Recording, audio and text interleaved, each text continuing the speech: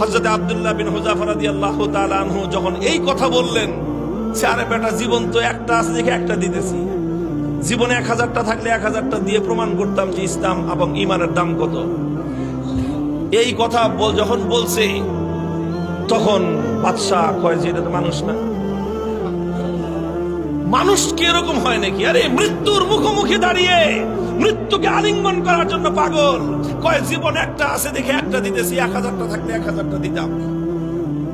এখন তো দিলের মধ্যে ভয় ঢুকে গেছে, আল্লাহ পাক রব্বুল আলামিনের পক্ষ থেকে সাহায্য আর নুসরত আসা শুরু হয়ে গেছে।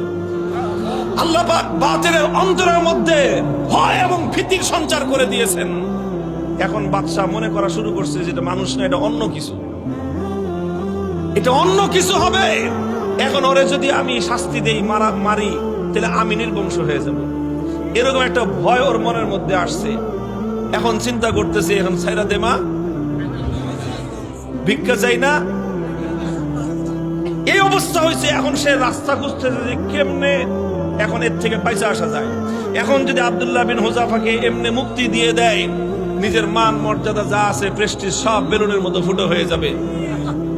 এখন বলে যে ঠিক আছে, ঠিক আছে, তোমার কিচ্ছু করা লাগবে না, ঈমান ছাড়া লাগবে না, ইসলাম ছাড়া লাগবে না, কোনো কিছু করা লাগবে না, তুমি শুধু একটা কাজ করো, আমার কপালের মধ্যে একটা চুমা দিয়ে দাও, তোমাকে ছেড়ে দিও। আব্দুল্লাহ বিন হুযাফা বলেন, শুধু আমাকে একা ছাড়বা না, আমার 50 জন সাথী সঙ্গী সবাইকে ছাড়বা। না, খালি 50 জন না, তুমি যদি আরো নাম কও সব ছেড়ে।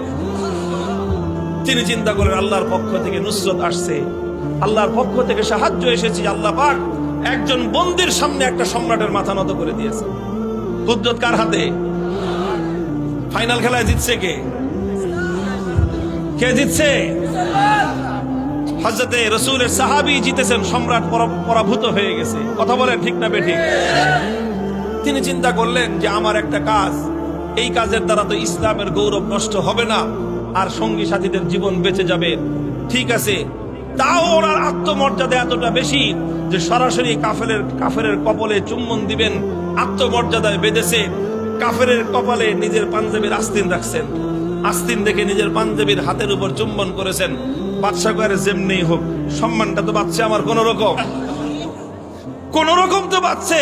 আমি খালি বলতে পারলাম যে না না না, আমি হারি নাই, হুযাফার সাথে আমার একটা মিউচুয়াল আন্ডারস্ট্যান্ডিং হয়েছে, সেইভাবে কাম হয়েছে।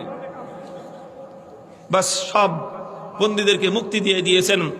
এই খবর যখন খলিফা ওমরে ফারুক রাদিয়াল্লাহু তাআলা আনহুর কাছে গেছে, তিনি সাহাবায়ে কেরাম বড় বড় সাহাবীদেরকে নিয়ে অগ্রসর হয়ে আসছেন যে আব্দুল্লাহ বিন হুযাফাকে সংবর্ধনা দেওয়ার জন্য, যে আব্দুল্লাহ বিন হুযাফা, তুমি এবং তোমার 50 জন সঙ্গী আজ রোম সম্রাটের দরবারে আল্লাহর দ্বীনের ঝান্ডা যেভাবে সমুন্নত করেছো, আল্লাহর দ্বীনের গৌরব, মুসলিম জাতির মর্যাদা সমুন্নত করেছো, গোটা মুসলিম উম্মার দায়িত্ব আর কর্তব্য হয়েছে এখন তোমাকে সম্মান জানানো। এই জন্য আমি স্বয়ং খলিফা তোমাকে ইস্তেকবালের জন্য সামনে অগ্রসর হয়ে আসছি।